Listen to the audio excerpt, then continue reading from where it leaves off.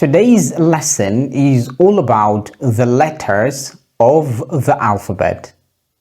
Karatunmu na yau gaba ɗayan shi akan haruffan Turanci ne. Any person that wants to learn how to read and write will have to first start with learning the letters of the alphabet. Duk wani mutum da yake son ya koyi rubutu da karatu, wajibi ya fara da haruffan Turanci. By the end of this lesson, you should be able to write and read all the letters of the alphabet.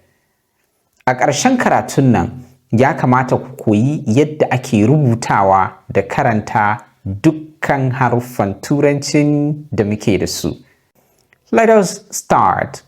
Mu fara. A. B. C. D. E. F.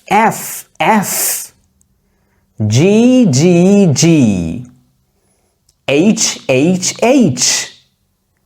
I. J. K. L. M. N. O. P. Q. R. S. T. U. V. W. X. Y.